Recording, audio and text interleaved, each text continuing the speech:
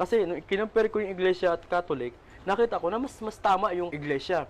So, ang problema, nung dumating sa akin yung Islam, inaral ko yung Islam, ikinumpare ko sa iglesia ng Cristo, paano yung kanilang mga pamaraan ng pag-unawa sa reliyon. So, nagulat ako nung sinabi sa akin sa Islam na, alam mo ba si Jesus Christ kung paano manalangin? Kasi sa iglesia ng Cristo, pag nananalangin, nakapikit yung mata. Pero subhanallah, nung sinabi sa akin na nasa Biblia din pala sa Mateo, na si Jesus Christ, nung siya ay nananalangin sa Diyos, nagpapatira pa. Papatira pa. Na kung saan ito yung makikita natin sa mga kamusliman, Yes. no? Sabi ko, bakit ang paraan ng pananalangin ni Jesus Christ ayon sa Bible, kaparehas ng pananampalataya, Makikita kaparehas sa ng kung ano sa meron sa Islam, na nagpapatira pa. So, question nyo sa akin. Kinikilala nila na ang si malayong Catholics. silangan na tinutukoy dito ay ang Pilipinas. Pilipinas. Ang malayong silangan dyan na tinutukoy ay hindi Pilipinas, kundi ang Arabian Peninsula.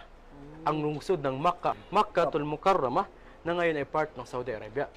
At saka yung Madina Al-Munawwara. So yan yung malayong, kasi kung nandun ka sa Jerusalem at andun ka sa Ehipto, ang malayong silangan ay ang Arabian Peninsula.